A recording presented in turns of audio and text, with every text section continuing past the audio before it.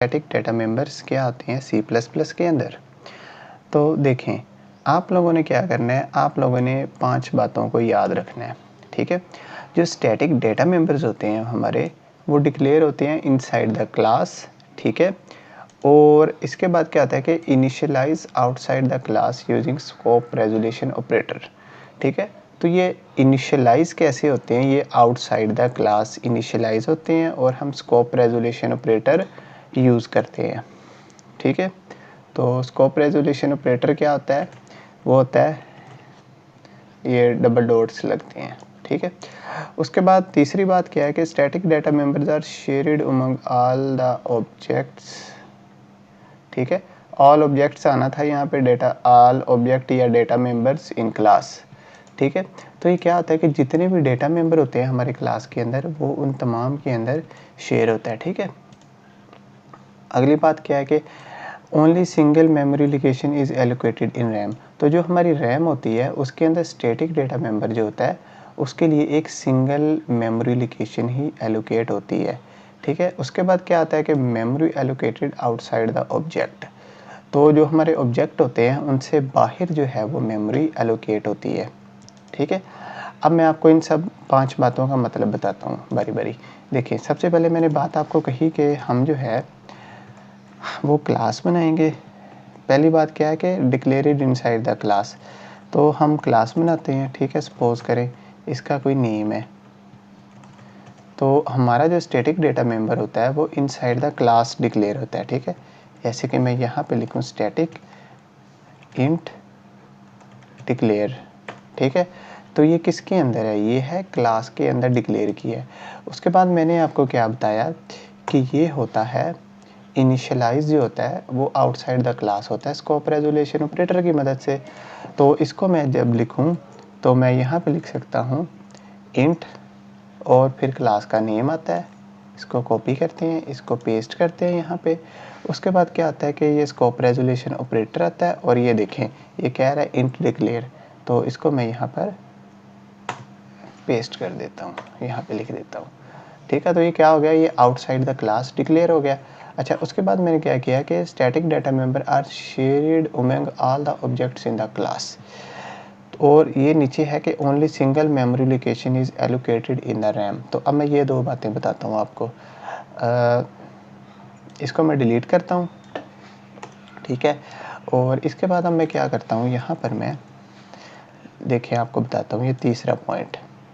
ठीक है, तो देखें ये हमारा ऑब्जेक्ट 1 है, ये हमारा ऑब्जेक्ट 2 है, और सपोज करें ये हमारी रैम है।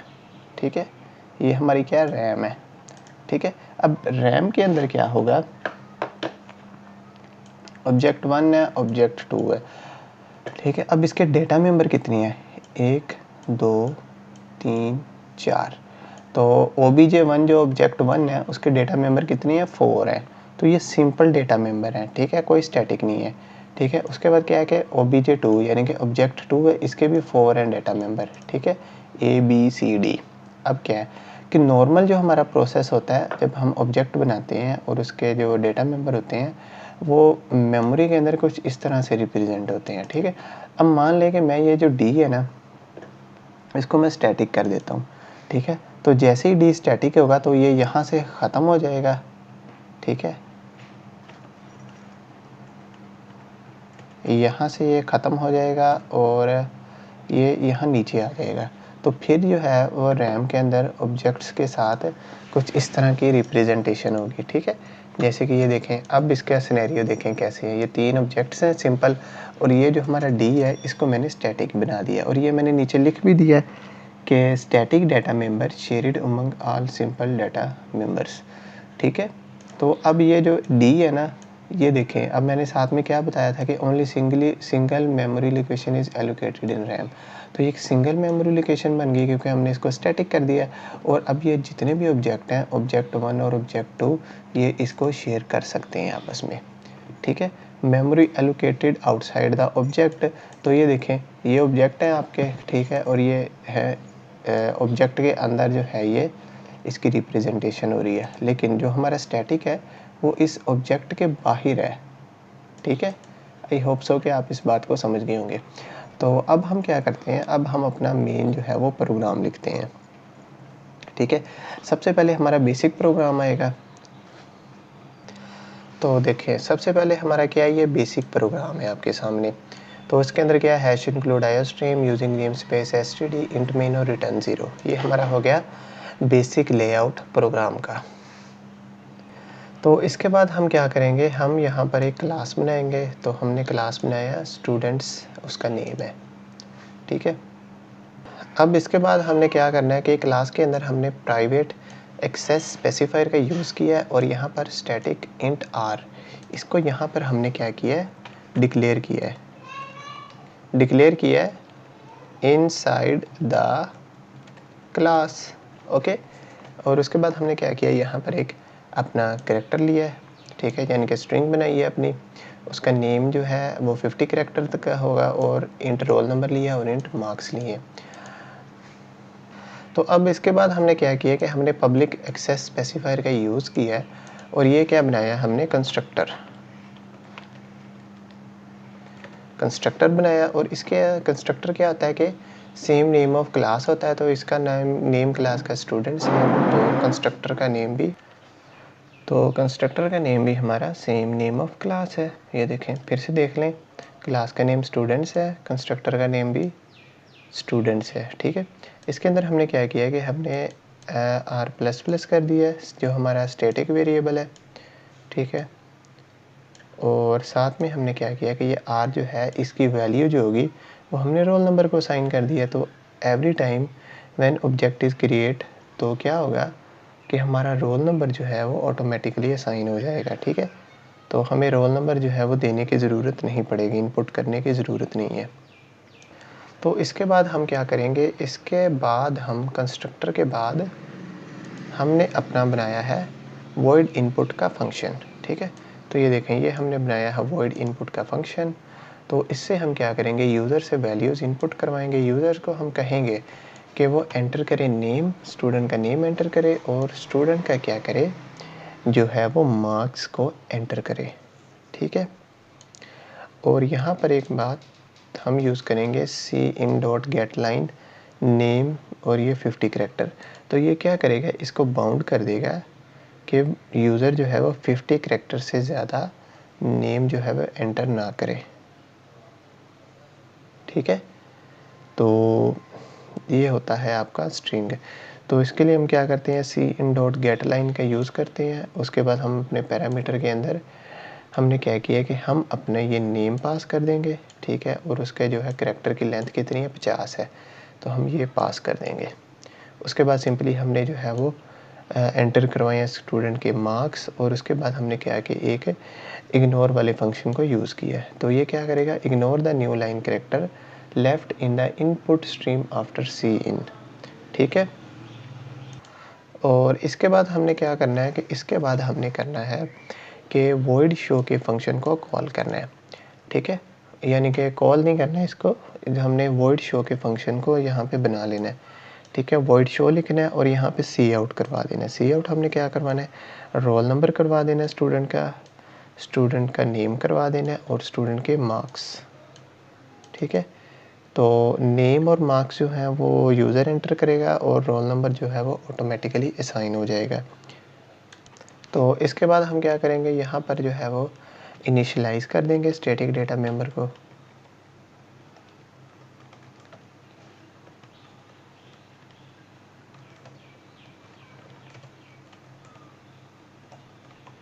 तो मैंने उसको जो है इनिशियलाइज़ किया है स्टैटिक डेटा मेंबर को 100 से, और मैंने आपको ऊपर बताया कि हम इसको क्या करते हैं, इनिशियलाइज़ करते हैं outside the class and scope resolution operator की मदद से इसको एक्सेस करते हैं। तो देखें, ये क्लास की आउटसाइड है। ठीक है, क्लास यहाँ पे ख़त्म हो रही है इस जो है सेमीकोलन के बाद, तो इसको मैंने क्लास की आउटसाइड इसको मैंने इनिशियलाइज़ करवा दिया और ये स्कोप रेजोल्यूशन ऑपरेटर की मदद से मैंने आर को एक्सेस किया और इसकी वैल्यू को 100 कर दिया है। तो इसके बाद हमने क्या किया, हमने जो है वो स्टूडेंट जो है नेम, क्लास का नेम जो है उसका S1 S2 S3 ऑब्जेक्ट बना लिए हैं। तो इसके बाद हमने क्या किया कि ये जो ऑब्जेक्ट है हमारे S1 S2 S3, dot operator का यूज़ किया और हमारा जो इनपुट का फंक्शन है उसको हमने कॉल कर लिया, ठीक है। तो ये हमारा वॉइड इनपुट है, इसको हमने कॉल किया है, ठीक है। तो ये क्या करेगा, ऑब्जेक्ट 1 2 S1 S2 S3 के लिए नेम और उसके मार्क्स जो हैं यूज़र के वो एंटर करवाएगा, ठीक है। तो ये क्या करेगा, नेम और मार्क्स जो हैं वो फंक्शन को कॉल करेगा और एंटर करवाएगा यूज़र के। अब इसके बाद मैंने सिंपली क्या किया कि एक मैंने टेक्स्ट जो है वो प्रिंट करवाया जिस पे मैंने लिखा है स्टूडेंट्स की डिटेल, ठीक है। तो S1 S2 S3 जो हमारे ऑब्जेक्ट हैं उनकी डिटेल जो है वो शो होगी। तो इसके बाद हमने क्या किया, S1 S2 S3 को हमने शो करवा दिया है। तो हमारा S1 S2 S3 शो हो जाएगा। तो S1 डॉट शो क्या करेगा, S2 और S3, तो ये क्या करेगा कि ये इस फंक्शन को कॉल करेगा और इन वैल्यूज़ को शो करवाएगा, रोल नंबर, नेम और मार्क्स को, ठीक है। अब आए इसको एग्जीक्यूट करते हैं। तो इसको मैं एग्जीक्यूट करता हूँ।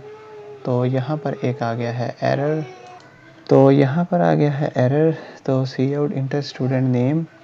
तो यहाँ पर आई थिंक हमें जो है वो एंडल लगाना चाहिए। तो अब इसको हम करते हैं एग्जीक्यूट। तो अभी भी ये सी आउट इनपुट पे जो है हमें एरर दे रहा है। तो cout enter student name, okay. और यहाँ पर मैं देख लेता हूँ हमारे पास कोई मिस्टेक तो नहीं है। तो यहाँ पर मुझे आई थिंक लगाना चाहिए यूजिंग नेम स्पेस std। तो ये यहाँ पर यहाँ से मैं इसको कट करता हूँ और इसको मैं पेस्ट कर देता हूँ यहाँ पर। तो अब ये एरर ख़त्म हो जाएगा। तो वो कह रहा है एंटर स्टूडेंट नेम, तो मैं करता हूँ Malik Ali, student marks 400, enter student name, तो मैं कर देता हूँ उस्मान मलिक। यहाँ पे मैं उसके मार्क्स कर देता हूँ 400 और एंटर स्टूडेंट नेम में कर देता हूँ ताहिर हुसैन और उसके मार्क्स में कर देता हूँ 300। तो देखें स्टूडेंट की डिटेल आ गई, स्टूडेंट रोल नंबर 101, ठीक है। नेम मलिक अली है, उसके जो स्टूडेंट के मार्क्स शो हो गए हैं। फिर ये स्टूडेंट 2 का डाटा और ये स्टूडेंट 3 का डाटा शो हो गया। एक चीज़ आप लोगों ने नोट की होगी कि हमने जो रोल नंबर जो है वो हमने उसको स्टैटिक रखा है। तो एवरी टाइम जब भी हमारा न्यू ऑब्जेक्ट क्रिएट हो रहा है तो हमारा जो है उसकी वैल्यू जो है रोल नंबर की वैल्यू जो है वो अपडेट होती जा रही है। तो देखें पहले 1 ऑब्जेक्ट जब क्रिएट हुआ तो उसके लिए क्या साइन हुआ, नंबर, रोल नंबर 101, ठीक है। ये साइन हुआ, नेम जो हमने एंटर किया मलिक अली और मार्क्स जो उसके एंटर किया 400। फिर हमने क्या किया कि एक न्यू ऑब्जेक्ट बना, ठीक है। तो उसके लिए रोल नंबर असाइन हो गया 102 और उसका नेम जो है उस्मान मलिक और मार्क्स उसके 400। इसी तरह से एक न्यू ऑब्जेक्ट बना, ठीक है। उसका रोल नंबर 103 था, नेम उस ऑब्जेक्ट का था ताहिर हुसैन और उसका जो था स्टूडेंट के मार्क्स जो थे वो 300 थे, ठीक है। आई होप सो कि आपको लेक्चर की समझ आई होगी। मिलते हैं अगले लेक्चर में। अल्लाह हाफिज़।